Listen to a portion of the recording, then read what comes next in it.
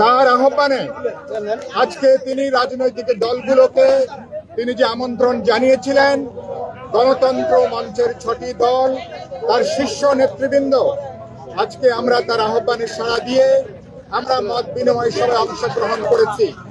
যেই কথাটা আমাদের দিক থেকে আমরা পরিষ্কার করে বলবার চেষ্টা করেছি সেটা হচ্ছে 5 আগস্টের পরে এই যে আমাদের যে গণ অভ্যুত্থান, এটাকে ভারতের শাসক গোষ্ঠী এই পরিবর্তনটাকে এখনো তারা মেনে নেয় নাই। একই সাথে আজকে অতীত ফ্যাসিবাদের পলায়নকে, তাদের পরাজয়কে ভারতের নরেন্দ্র মোদী সরকার নিজের পরাজয় হিসাবে বিবেচনা করে আসছে। তারপর থেকে তারা একটা বাংলাদেশ বিরোধী অন্তর্বর্তী সরকারের বিরুদ্ধে, এদেশের জনগণের বিরুদ্ধে, গণ অভ্যুত্থানের বিরুদ্ধে তারা ভয়ানকভাবে তারা তৎপর রয়েছে। আমরা বলেছি তারা চেষ্টা করছে বাংলাদেশে একটা সাম্প্রদায়িক উস্কানি তৈরি করে একটা হিন্দু মুসলমান একটা দাঙ্গা, একটা সাম্প্রদায়িক উত্তেজনা এটাকে তৈরি করবার জন্য।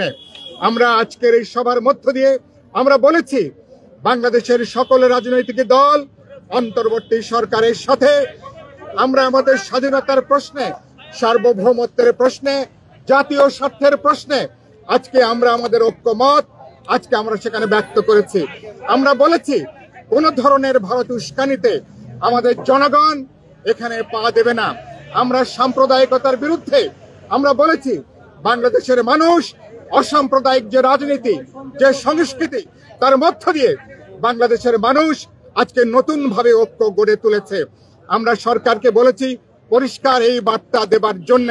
সেই বার্তাটা হচ্ছে ভারত যদি বাংলাদেশকে অস্থিতিশীল করে তুলতে চায়, তারা যদি বাংলাদেশের নিরাপত্তা নিয়ে তারা যদি খেলা করতে চায়, ভারতের নিরাপত্তাও কিন্তু ঝুঁকির মধ্যে পড়তে পারে। সেজন্য আমরা বলেছি মেহরবানি করে আগুন নিয়ে খেলা করবেন না। আমরা ভারতের সাথে বলেছি সৎ প্রতিবেশী সম্পর্ক রাখতে চাই, সমতা, ন্যায্যতা, সমঅংশীদারিত্বের ভিত্তিতে ভারতের সাথে যাবতীয় অমীমাংসিত সমস্যাগুলো আমরা ন্যায্যভাবে তার সমাধান আমরা করতে চাই।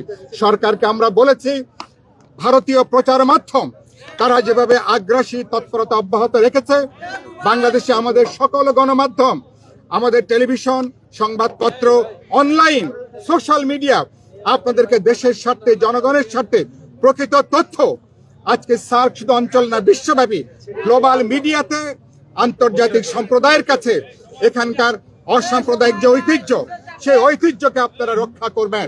আমরা বলেছি বাংলাদেশের মানুষ কোন উস্কানিতে আমরা পা দেব না। সেই জায়গা থেকে জাতীয় ঐক্যকে আমরা রক্ষা করব যে কোনো মূল্যে। আজকের এই বৈঠকের মধ্য দিয়ে আমরা একটা প্রতীকী বার্তা দিয়েছি বিশ্ববাসীর কাছে, জাতীয় স্বার্থে বাংলাদেশের মানুষ আজকে ঐক্যবদ্ধ। এই ঐক্য কোনোভাবে এই ঐক্যকে আজকে দুর্বল করা যাবে না।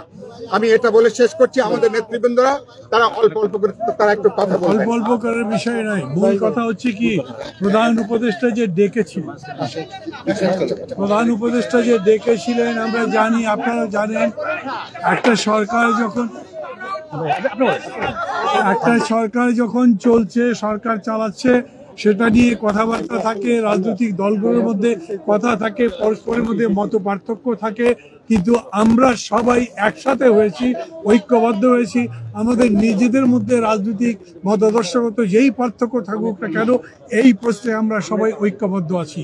আলোচনার মধ্যে যে প্রস্তাবগুলো এসছে তার মধ্যে কয়েকটা কথা কয়েকজন বলেছেন, ভারতের সাথে সম্পাদিত আমাদের সমস্ত চুক্তিগুলো রিভিউ করা, যে সমস্ত চুক্তি আমাদের জাতীয় স্বার্থের পরিপন্থী সেগুলোকে যাতে বাতিল করা হয়, সেজন্য বিভিন্ন রাজনৈতিক দলগুলো সরকারের কাছে প্রস্তাব দিয়েছেন, সরকার শুনেছেন এবং সরকার এই ব্যাপারে একমত হয়েছেন। তারা নিজেদের কথার মধ্যে দিয়েও সেটা প্রকাশ করেছেন যে আমরা বাংলাদেশ স্বাধীনভাবে নিজেদের সম্মান নিয়ে, বন্ধুত্বের সম্পর্ক নিয়ে বাঁচতে চাই।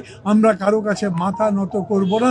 কেউ যদি মনে করে যে সাম্প্রতিককালে আমাদের মধ্যে বিভেদ সৃষ্টি হয়েছে, এটা কোনো বিভেদ নয়। আমাদের মধ্যে রাজনৈতিক মত পার্থক্য থাকতে পারে, নির্বাচন নিয়ে, সংস্কার নিয়ে, অন্যান্য বিষয়ে, কিন্তু জাতীয় স্বাধীনতা সার্বভৌমত্বের প্রশ্নে আমরা সবাই ঐক্যবদ্ধ আছি। প্রশ্ন আছে আপনাদের? না ভাই হ্যাঁ, জাতীয় সমাবেশ করা হবে। আচ্ছা, বাংলাদেশের স্বাধীনতা সার্বভৌমত্ব এই বিষয়ে আমরা বাংলাদেশে একটা জাতীয় ঐক্য গড়ে তোলার জন্য আমরা ঐক্যবদ্ধ হয়েছি। আমরা মনে করি সরকার এবং দেশের শিক্ষার্থী, রাজনৈতিক দল, শ্রেণী পেশা, দেশের সকল রাষ্ট্রীয় প্রতিষ্ঠান, সিভিল সোসাইটি, বাংলাদেশের সমস্ত জনগণ আজকে ঐক্যবদ্ধভাবে এই দেশকে তার অস্তিত্ব, তার স্বাধীনতা সার্বভৌমত্বের জন্য এক হয়ে লড়াই করবে। তার জন্য আমরা বলেছি এই ঐক্যের প্রকাশ হিসেবে সারা দেশে একটা দিবসে আমরা জাতীয় পতাকা হাতে আমরা সবাই দাঁড়াবো। এই বিষয়ে হয়তো দ্রুতই সিদ্ধান্ত আসতে পারে। আমরা বলেছি বাংলাদেশের বিরুদ্ধে ভারত সহ অনেক জায়গা থেকেই আমরা দেখতে পাচ্ছি একটা মিস ইনফরমেশন যুদ্ধ চলছে, অসত্যের যুদ্ধ চলছে। আমরা বলেছি সত্য দিয়ে আমাদেরকে এই যুদ্ধ মোকাবেলা করতে হবে। ফ্যাসিবাদ এর বিরুদ্ধে গণতন্ত্র দিয়ে আমাদের মোকাবেলা করতে হবে। এই যে সাম্প্রদায়িক উস্কানির বিরুদ্ধে আমাদেরকে সম্প্রীতি, আমাদের দেশের সকল মানুষের, সকল ধর্মের, জাতির সকল মানুষের নিরাপত্তা নিশ্চিত করে ঐক্য আমাদের মোকাবেলা করতে হবে।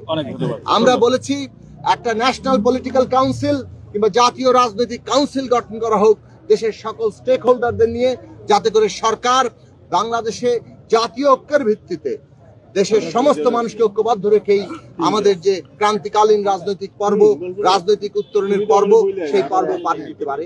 এই বিষয়গুলো দ্রুতই বাস্তবায়িত হবে আমরা আশা করি, এবং আরো বড় ঐক্য আমাদের দেশের জনগণের মধ্যে এই প্রতিষ্ঠিত আমরা করব, আমাদের দেশকে রক্ষা করার জন্য, আমাদের দেশের মানুষের নিরাপত্তা নিশ্চিত করার জন্য। সবাইকে ধন্যবাদ।